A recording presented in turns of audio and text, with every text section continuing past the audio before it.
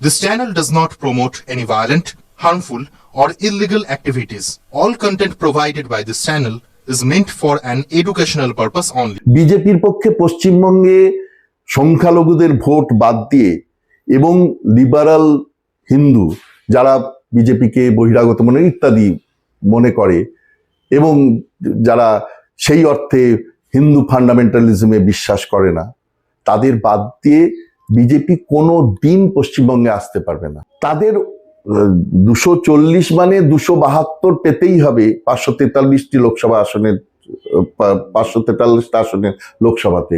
তাহলে তাদের অলরেডি 32টা আসন শর্টেজ হয়ে আছে। মমতা বন্দ্যোপাধ্যায়ের একার আসন সংখ্যা কিন্তু 29। আর তিনি কিন্তু আগেও এনডিএর পার্টনার ছিলেন।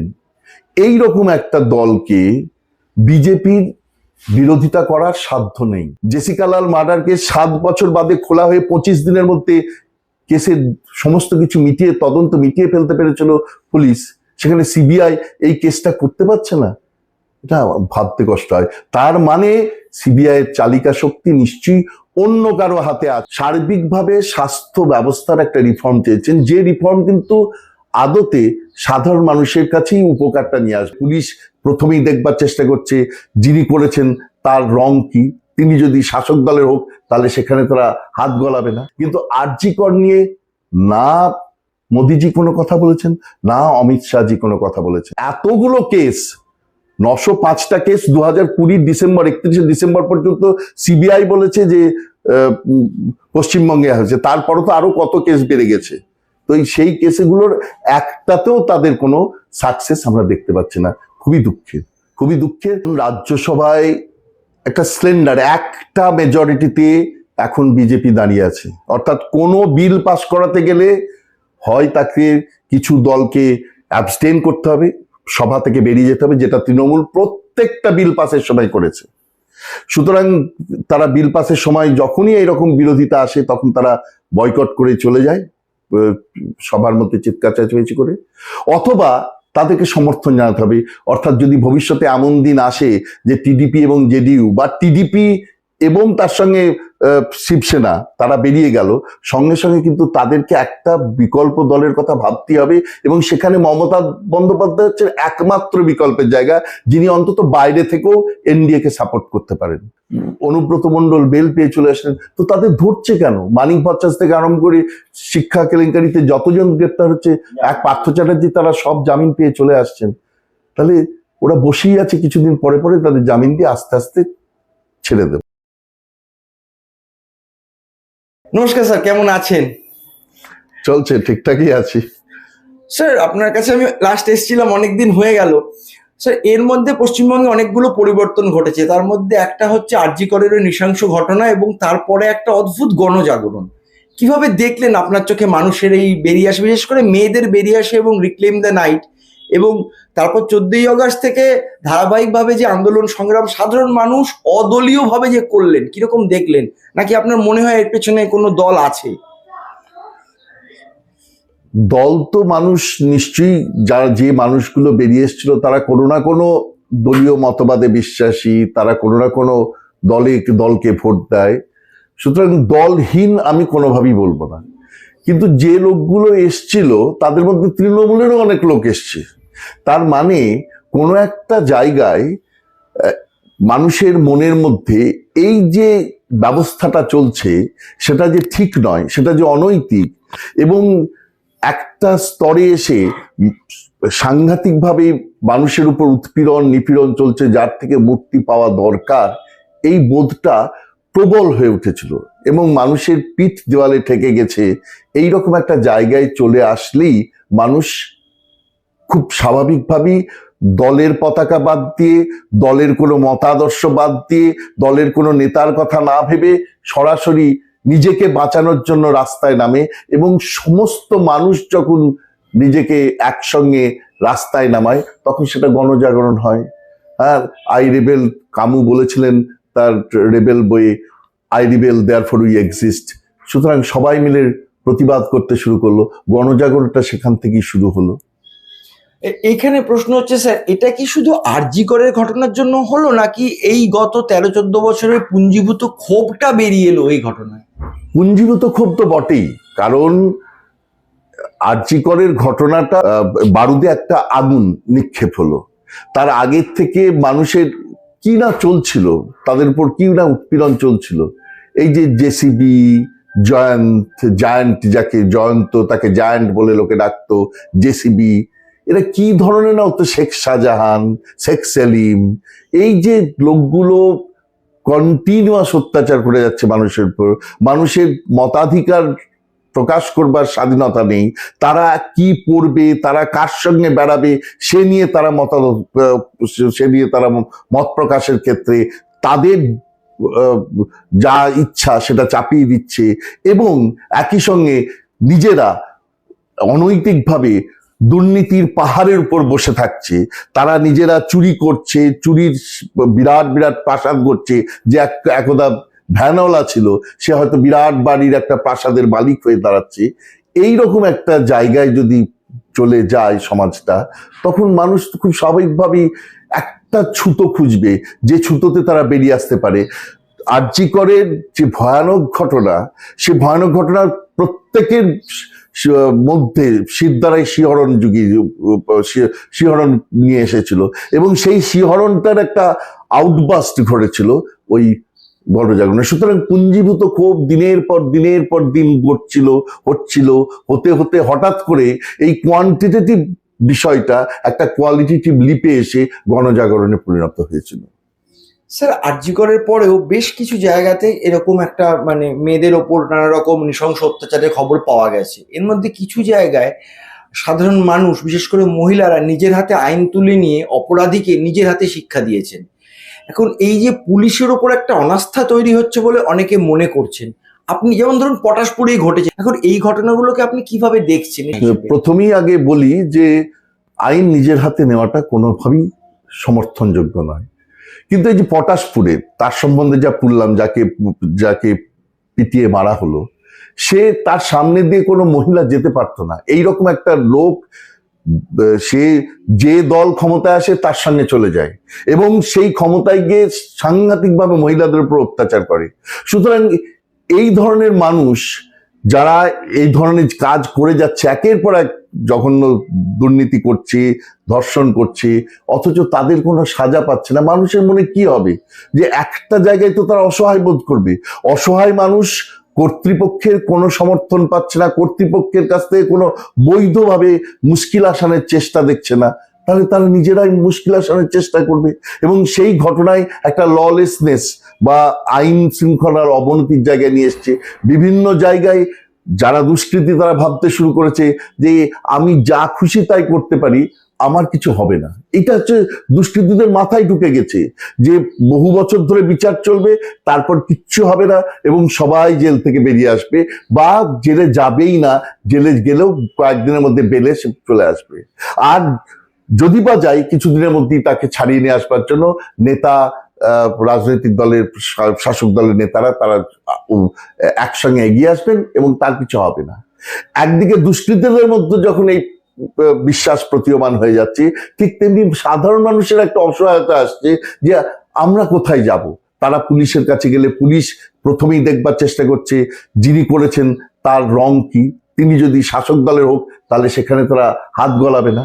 তাহলে এইরকম একটা পরিস্থিতিতে যখন ঘটনাগুলো ঘটতে শুরু করছে, তখন তাদের কি করার আছে? তারা আইন হাতে তুলে নিচ্ছে, এবং সেইটা পশ্চিমবঙ্গের একটা চূড়ান্ত আইন শৃঙ্খলা অবনতির দিকে নিয়ে যাচ্ছে। একের পর এক ঘটনাগুলো ঘটছে, এবং তার পরিপ্রেক্ষিতে সাধারণ মানুষ খেপে গিয়ে যে কখনো পুলিশ ফাঁড়ি জ্বালিয়ে দিচ্ছে, কখনো পুলিশের উপর নির্যাতন করছে, কখনো যে লোকটি অভিযুক্ত তাকে পিটিয়ে মেরে ফেলছে। এগুলো তো কোনোভাবেই কাম্য না, একটা সুস্থ সমাজে কাম্য নয়। অথচ পশ্চিমবঙ্গে এটা প্রায় প্রতিদিনের ঘটনা হয়ে দাঁড়াচ্ছে। এটাই খুব দুঃখের।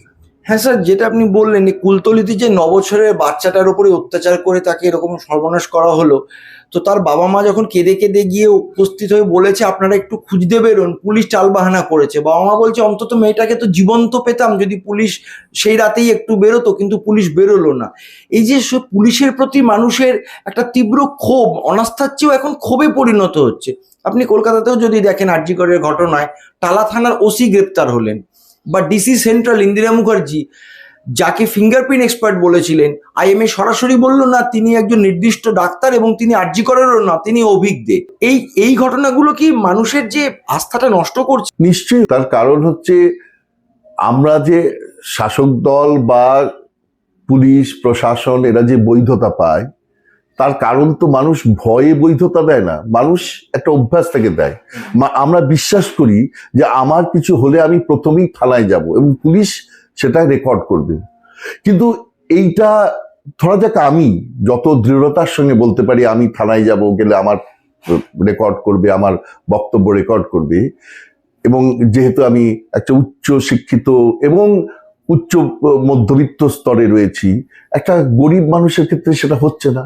আর গরিব মানুষের সংখ্যাই তো বেশি, সাধারণ নিম্নবিত্ত গরিব মানুষের সংখ্যা বেশি, তারা অসহায় অবস্থায় গিয়ে দাঁড়াচ্ছে।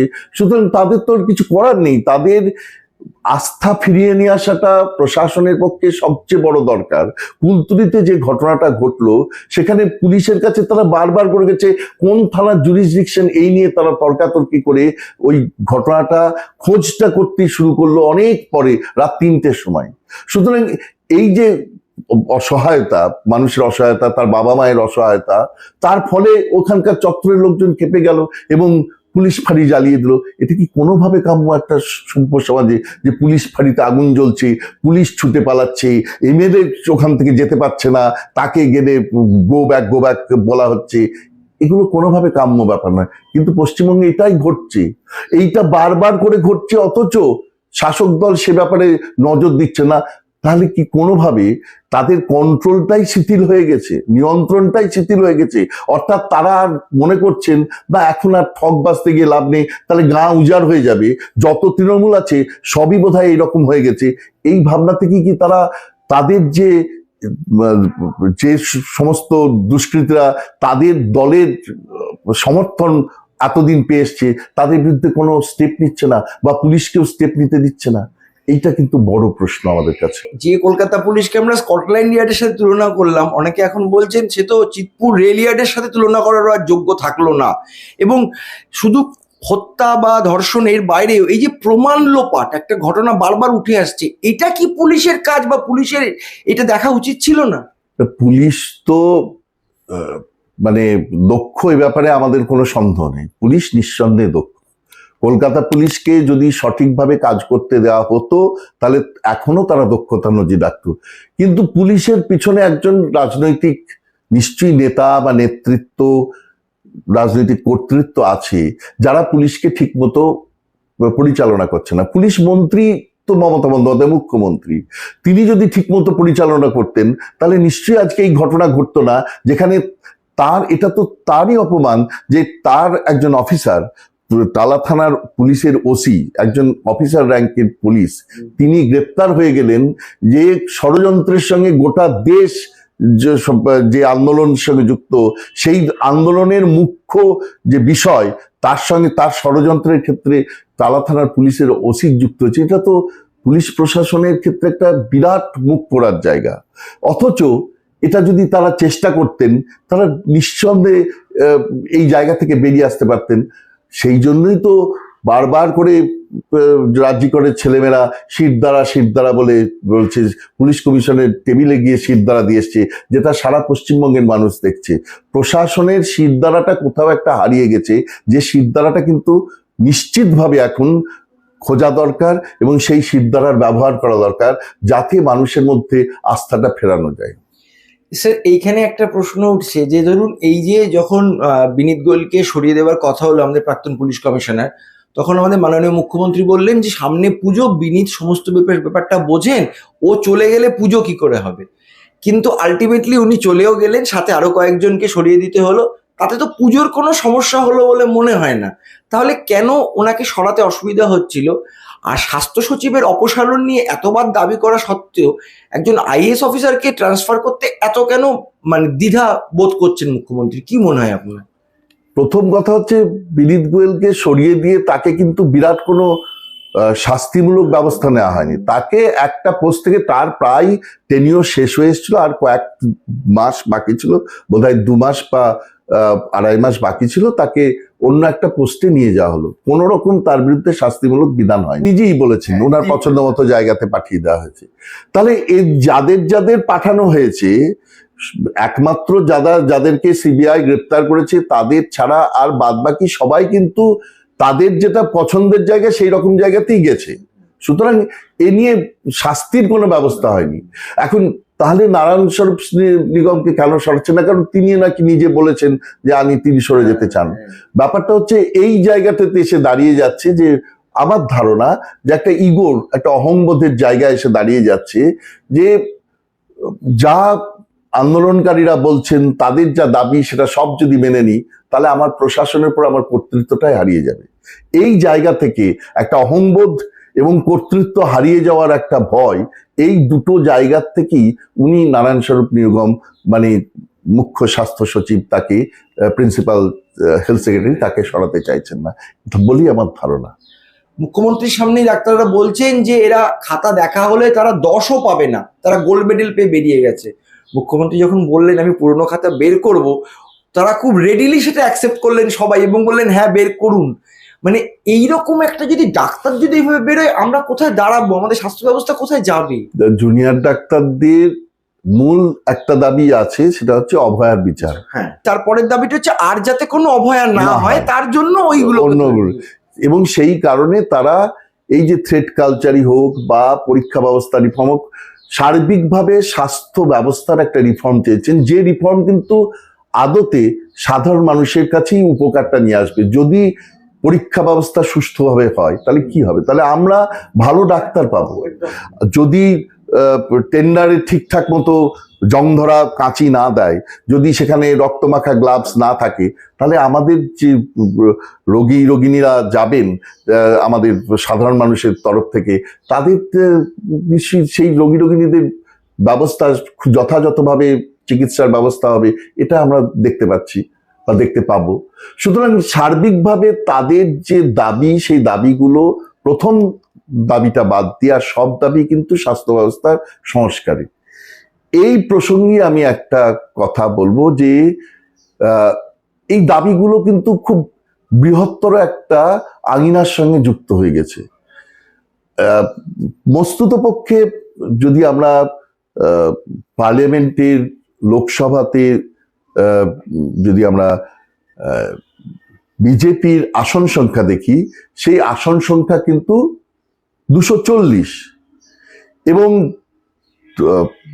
তারা টিডিপি, জেডিইউ এই দুয়ের মিলিয়ে 16 + 12 28, এবং তার সঙ্গে শিবসেনা 7, ওদিকে 5 হচ্ছে লোকদল জনশক্তির বিহারের 5, এই সব মিলিয়ে আর কয়েকটা নিয়ে 293। সুতরাং তাদের 240 মানে 272 পেতেই হবে 543টি লোকসভা আসনের, 543টা আসনের লোকসভাতে। তাহলে তাদের অলরেডি 32টা আসন শর্টেজ হয়ে আছে। মমতা বন্দ্যোপাধ্যায়ের একার আসন সংখ্যা কিন্তু 29, আর তিনি কিন্তু আগেও এনডিএর পার্টনার ছিলেন। এই রকম একটা দলকে বিজেপির বিরোধিতা করার সাধ্য নেই। অর্থাৎ কোনোভাবেই বিজেপি মমতা বন্দ্যোপাধ্যায়ের বিরোধিতায় যেতে পারে বা তৃণমূল দলের বিরোধিতায় যেতে পারে, সেরকম কোনো জায়গায় তারা যাবে না বলেই আমার ধারণা। খুব স্বাভাবিকভাবেই সিবিআই যদি কোনো তদন্ত করে, যে তদন্ত যদি আলটিমেটলি একটা স্টেট গভর্নমেন্টের স্ক্যামের দিক নির্দেশ করে, তাহলে সেখানে উপর মহলের, অর্থাৎ এটা তো আলটিমেটলি পিএমওর, প্রাইম মিনিস্টার্স অফিসের আন্ডারে সিবিআই কাজ করে, তাদের তরফ থেকে কিন্তু এর কোনো গো অ্যাহেড এই ব্যাপারটা আসা কিন্তু মুশকিল। এবং তার ফলে আমরা দেখতে পাচ্ছি বছরের পর বছর ধরে, 9-10 বছর ধরে, কারণ সিবিআই যে পশ্চিমবঙ্গে রাজ্য সরকারের কনসেন্ট পাচ্ছে না, সুতরাং সব তদন্তই এখন বা গত 8 বছর ধরে যা আসছে, আর বোধহয় 2016 সালের পর থেকে, 16 সালে কনসেন্ট উইথড্র করা হয়েছে, তারপর থেকে যত এই 8 বছর ধরে যত সিবিআই কেস এখানে হচ্ছে সবই কোর্ট মনিটরিং সিবিআই কেস হচ্ছে। সেটা হাইকোর্ট মনিটরিং হতে পারে, সুপ্রিম কোর্ট মনিটরিং হতে পারে। এবং অভয়া কেস এমন একটা কেস, যে কেস শুধু পশ্চিমবঙ্গের রাজ্যের মানুষকে আন্দোলিত করেনি, সারা দেশকে আন্দোলিত করেছে এবং বিদেশের বহু শহরে মানুষ বিক্ষোভ প্রকাশ করেছে, প্রতিবাদ জানিয়েছে। এইরকম একটা বিষয়ে খুব স্পেসিফিক ভাবে আরজি করের উপর, জেনারেলি 15ই আগস্ট 25শে আগস্ট মোদিজি বলেছেন, মহিলাদের সিকিউরিটি নিয়ে কথা বলেছেন, হসপিটালে মহিলাদের সিকিউরিটি নিয়ে কথা বলেছেন, কিন্তু আরজি কর নিয়ে না মোদিজি কোনো কথা বলেছেন, না অমিত শাহজি কোনো কথা বলেছেন।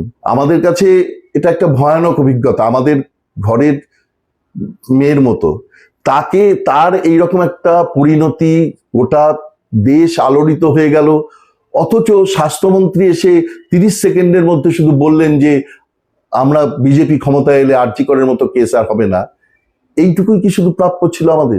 আমাদের কি আরো কড়া স্টেপের কথা যে বলা তার প্রাপ্য ছিল না? যে আমরা সবাই মিলে এটাই তো চাইতে পারতাম, যে বা মনে করেছিলাম যে কেন্দ্রীয় স্বরাষ্ট্রমন্ত্রী তিনি বলবেন যে খুব তাড়াতাড়ি আমরা এই ব্যবস্থাটা নেব।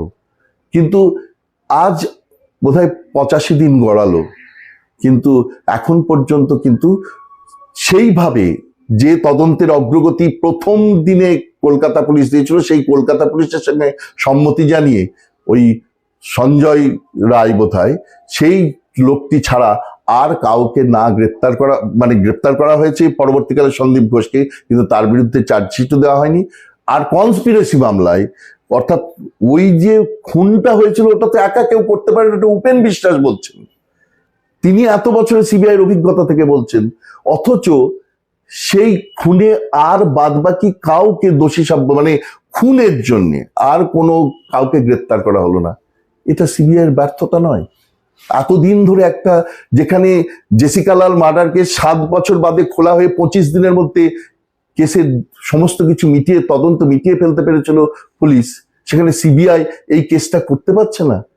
এটা ভাবতে কষ্ট হয়। তার মানে সিবিআই এর চালিকা শক্তি নিশ্চয়ই অন্য কারো হাতে আছে, যার জন্যে সিবিআই এই ব্যাপারটাতে এগোতে পারছে না। অর্থাৎ না প্রধানমন্ত্রী কিছু বলছেন, না স্বরাষ্ট্রমন্ত্রী কিছু বলছেন, এবং যার হাতে চালিকা শক্তি আছে তিনি ওটাকে চেপে ধরেছেন যে এই তদন্তগুলোর রায় বেরোবে না। তাই বছরের পর বছর তদন্ত চলে, তদন্তের নামে ওই সারদার থেকে আরম্ভ করে আজ অভয়া কেস পর্যন্ত সব কেসের একটাই গতি, কোনো কেস নেই। অথচ সিবিআই তার জবানবন্দি তারা কোর্টে জানিয়ে বলেছেন যে 2021 সালে বোধহয় অক্টোবর মাসে তারা জানিয়েছেন যে 67.5% তাদের কেসের সাকসেস, এবং 2022-এর অগাস্টে সেটা গিয়ে 75% না, তারা এখন বলছেন 74.something%। তো তার মধ্যে একটাও কি পশ্চিমবঙ্গের কেস আছে না? একটাও আসতে পারে না। এই জায়গাটি আমাদের সন্দেহ হচ্ছে। পশ্চিমবঙ্গের জন্য কি ওভারঅল পার্সেন্টেজটা কমছে? এটাই একমাত্র যুক্তি হতে পারে, যে তার জন্যই ওদের 26% ওরা ছেড়ে রেখেছে। নাহলে এতগুলো কেস, 905টা কেস 2020 ডিসেম্বর 31 ডিসেম্বর পর্যন্ত সিবিআই বলেছে যে পশ্চিমবঙ্গে হয়েছে, তারপরও তো আরো কত কেস বেড়ে গেছে। তো সেই কেসগুলোর একটাতেও তাদের কোনো সাকসেস আমরা দেখতে পাচ্ছি না। খুবই দুঃখের এবং একটা গোলকধাঁধার মধ্যে সাধারণ মানুষ পড়ে গেছে। অনেক রাজনৈতিক বিশ্লেষক বলছেন এই একটা সেটিং, যে শব্দটা বারবার উঠেছে, এটা আছে বলেই 100 দিনের কাজের দুর্নীতির অভিযোগে যে 4টে জেলা ফাইন দিল, কিন্তু না কেন্দ্রীয় সরকার কোনো শাস্তিমূলক ব্যবস্থা নিল রাজ্যের ওপরে, না রাজ্য টাকা দিচ্ছে না বলে চিৎকার করলো, কিন্তু সুপ্রিম কোর্টে কোনো মামলা করলো না, যেটা রাজস্থান সরকার করেছিল তখন। এখন নয় বিজেপি এসছে, কয়েকদিন আগেও তো কংগ্রেস সরকার ছিল, এবং মামলা করার পরে 950 কোটি টাকা সুদ সমেত কিন্তু কেন্দ্রীয় সরকার দিতে বাধ্য হয়েছিল।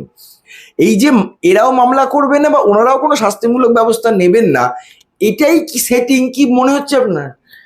কারণ রাজ্যসভায় একটা স্লেন্ডার একটা মেজরিটিতে এখন বিজেপি দাঁড়িয়ে আছে। অর্থাৎ কোনো বিল পাস করাতে গেলে হয় তাকে কিছু দলকে অ্যাবস্টেন করতে হবে, সভা থেকে বেরিয়ে যেতে হবে, যেটা তৃণমূল প্রত্যেকটা বিল পাসের সময় করেছে। সুতরাং তারা বিল পাসের সময় যখনই এরকম বিরোধিতা আসে তখন তারা বয়কট করে চলে যায় সবার মধ্যে চিৎকার চেঁচামেচি করে, অথবা তাদেরকে সমর্থন জানাতে হবে। অর্থাৎ যদি ভবিষ্যতে এমন দিন আসে যে টিডিপি এবং জেডিইউ বা টিডিপি এবং তার সঙ্গে শিবসেনা তারা বেরিয়ে গেল, সঙ্গে সঙ্গে কিন্তু তাদেরকে একটা বিকল্প দলের কথা ভাবতে হবে, এবং সেখানে মমতা বন্দ্যোপাধ্যায় হচ্ছে একমাত্র বিকল্পের জায়গা যিনি অন্তত বাইরে থেকেও এনডিএ কে সাপোর্ট করতে পারেন। তাহলে সেই রকম দলকে না এরা চটাবে, আর এদের এত দুর্নীতি মানে ধামাচাপা পড়ে আছে, সুতরাং তারাই বা কেন ঘাটাবে? সুতরাং এক অদ্ভুত, আমি বৃহত্তর যে পরিপ্রেক্ষিত যদি অবজেক্টিভ ভাবে দেখতে হয়, এই একটা বিজেপি তারা দল হিসেবে তারা সবসময় চাইবে দেশের মধ্যে আমি ইনস্টেবিলিটি ক্রিয়েট করব না, অতএব আমি এমন জায়গায় চলে যাব না যাতে আমি সমর্থন চাইতেই পারবো না। আর এরাও দেখছে যে আমার যদি গোটা বিষয়টা মিটেই যায়, আমি যদি একটা মানে সাংঘাতিক কোনো স্টেপের দিকে কেন্দ্র সরকার না যায় আমার বিরুদ্ধে, তাহলে আমারই বা এত বিরোধিতা করে লাভ কি? সুতরাং এটাকে সেটিং বললে সেটিং, এটাকে বৃহত্তর স্বার্থ বললে বৃহত্তর স্বার্থ, এটাকে যেভাবেই ব্যাখ্যা করো, একটা কোনো জায়গায় কোনো না কোনোভাবে দুজনেই তাদের নিজেদের স্বার্থ রক্ষার চেষ্টা করছেন, যাতে সাধারণ মানুষের যে অবস্থা সেটা কিন্তু খুব গোলমেলে জায়গায় গিয়ে দাঁড়াচ্ছে। অর্থাৎ অভয়া শুধু নয়, এরকম অভয়ার মতো আরো অনেক যে সমস্ত কেস রয়েছে, চুরির কেস রয়েছে, বালি চুরি, চুরি, সমস্ত কেসেই কিন্তু আমরা খুব একটা গোলমেলে অবস্থায় গিয়ে দাঁড়িয়েছি। বগটুই কাণ্ডে কি হলো? এতদিন বাদে বগটুই কাণ্ডে তাদেরকে জেল থেকে সে বেল পেয়ে বেরিয়ে গেল, অনুব্রত মণ্ডল বেল পেয়ে চলে আসলেন, তো তাদের ধরছে কেন? মানিক ভট্টাচ থেকে আরম্ভ করে শিক্ষা কেলেঙ্কারিতে যতজন গ্রেপ্তার হচ্ছে, এক পার্থ চ্যাটার্জি, তারা সব জামিন পেয়ে চলে আসছেন। তাহলে ওরা বসেই আছে, কিছুদিন পরে পরে তাদের জামিন দিয়ে আস্তে আস্তে ছেড়ে দেবে। এই তদন্ত করবার রাইট যাদের, তারা যদি উইক রিপ্রেজেন্টেশন রাখে, তাহলে বিচার ব্যবস্থা তো বিচারের মতো বিচার ব্যবস্থা করবে, তার সে তো তদন্ত করবার তার অধিকার নেই। প্রমাণ সাপেক্ষ, তাকে প্রমাণ যদি না দেওয়া হয় তাহলে তিনি কোনো বিচারক কি করবেন, কি করতে পারেন? সুতরাং সেই জায়গায় দাঁড়িয়ে বিচার ব্যবস্থার প্রতি এখনো যদি সবকিছু অবস্থা চলে যায়, তাহলে ওই হিন্দি ছবির মতো বলতে হয় যে আমি তোমাকে কোর্টে গিয়ে দেখবো। মানুষের এই আস্থা কোর্টের উপর আছেই, কিন্তু তদন্তটাই যদি ঠিকভাবে না হয় বা তদন্তের প্রেজেন্টেশনটাই যদি উইক প্রেজেন্টেশন হয়, তাহলে কি করা যায়? ত্রিধারার সামনে উই ওয়ান্ট জাস্টিস স্লোগান দিয়েছিল, ছেলেগুলো গ্রেপ্তার হলো, 18-20 বছরের ছেলে। কিংবা একটা পোস্ট করেছিল রূপসা মণ্ডল, তাকে পুলিশ ধরে নিয়ে গেছিল। বা এই তপব্রত রায় ডাক্তার, যিনি ওই উই ওয়ান্ট জাস্টিস ব্যাজ পরে কার্নিভালের দিন রেড রোডে ছিলেন, এদের প্রত্যেককে যে পুলিশি হেনস্থার মুখোমুখি হতে হয়েছে কেন? এইরকম ভাবে, মানে একটা জাস্ট এই জাস্টিসের স্লোগান তো সরকারের বিরুদ্ধে নয়, কিন্তু সরকার এটাকে ব্যক্তিগতভাবে নিয়ে ফেলছে। এখানে যেটা বলতে হয়, আমি তো আগে জোটের অঙ্ক বললাম, কেন বিজেপি আসছে না, এবার ভোটের অঙ্ক বলতে হয়। বিজেপির পক্ষে পশ্চিমবঙ্গে সংখ্যালঘুদের ভোট বাদ দিয়ে এবং লিবারাল হিন্দু যারা বিজেপিকে বহিরাগত মনে ইত্যাদি মনে করে, এবং যারা সেই অর্থে হিন্দু ফান্ডামেন্টালিজমে বিশ্বাস করে না, তাদের বাদ দিয়ে বিজেপি কোনো দিন পশ্চিমবঙ্গে আসতে পারবে না। তাদের আসতে গেলে এদের সমর্থন কোনো না কোনোভাবে নিতে হবে, কিন্তু এখন পর্যন্ত সেই সমর্থনের সম্ভাবনা নেই। তাহলে বাকি থাকলো 4-5% বাম দল, লেফট, আর 6-7% কংগ্রেস দল। তো তাদের নিয়ে কি করে আসবে? সুতরাং এই পুলিশ বা প্রশাসন তারা বুঝে গেছে যে আমরা এখনো অনেক দিন আছি। এই ব্যাপারটাই কিন্তু মারাত্মক। মানে নৈর্ব্যক্তিক ভাবে বলতেই হয়, অবজেক্টিভ ভাবে আমাকে বলতেই হবে যে এই মুহূর্তে কিন্তু পরিত্রাণের কোনো উপায় আমি দেখতে পাচ্ছি না, এবং উপায় দেখতে পাচ্ছি না বলে পুলিশ মনে করেছে যে পুলিশকে তো তৃণমূল দল কিছু বলবে না, আর পুলিশ ধরে নিয়েছে একই সঙ্গে তৃণমূল দল আরো অনেকদিন ক্ষমতায় থাকবে। সুতরাং তারা যথেচ্ছাচার করছে। যখনই কোনো বিরোধী দল সে ছোটখাটো কিছু, সে কলতানের মতো নেতাকে, তাকে একটা বাচ্চা ছেলে তাকে ধরে নিয়ে গিয়ে 3 দিন জেল কাটিয়ে দিল, কোর্ট তাকে যাইবে যাই বলে ছাড়ালো। নিরাপদ সর্দারকে 15 দিন জেল কাটানো, এবং নিরাপদ কোর্ট বললো যে এই যে 15 দিন যিনি জেল খাটালেন তার কি হবে, তার কি শাস্তি হবে, তাকে জেলে রাখা উচিত। তাকে জেলে রাখা উচিত বলা হয়েছিল। তো এই যে একের পর এক ঘটনাগুলো ঘটছে, হেনস্থা করার চেষ্টা করা হচ্ছে বিরোধী দলকে, বিরোধী স্পেসটাকে নষ্ট করবার চেষ্টা করা হচ্ছে, এটা খুব দুঃখজনক। মানে এমন তো নয় যে এটা যদি না করলে তৃণমূল থাকবে না, তা নয়, কিন্তু তৃণমূল এটা কি কারণে অনিবার্যভাবে এটা ধরে নিয়েছে যে আমাদের এটা তৃণমূল দল ধরেছে না পুলিশ ধরে নিল যে, এবং বাবু যত বলে পারিষদ দলে বলে তার শতগুণ, যা মুখ্যমন্ত্রী বলবে তার 50 গুণ আমরা করব, এই ব্যাপারটা চলে আসলো। এইটাই আমাদের ভাবার বিষয় যে এখন তারা সাংঘাতিকভাবে বিরোধী দলের যে স্পেস সেটাকে নষ্ট করবার জন্য এসেছে, যার জন্য যে কোনো বিরোধী দলের নেতা কোনো কিছু করলে তাকে মানে ছোটখাটো অপরাধের জন্য তাকে সঙ্গে সঙ্গে ডেকে নিয়ে গিয়ে তাকে হেনস্থা করবার চেষ্টা করা হচ্ছে। এই যে মীনাক্ষী মুখার্জির বিরুদ্ধে কি ফেসবুক একটা অ্যাকাউন্ট করে তার সম্বন্ধে বলা হলো, এগুলো কেন বলা হবে? এগুলো তো জানা যাচ্ছে যে কদিন বাদই এটা মিটে যাবে। সুতরাং এটা এই বিরোধী স্পেসগুলো নষ্ট করবার যে প্রচেষ্টা পুলিশ প্রশাসনের তরফে দেখা যাচ্ছে, এটা অত্যন্ত নিন্দনীয়। এটা কোনোভাবেই করা উচিত না।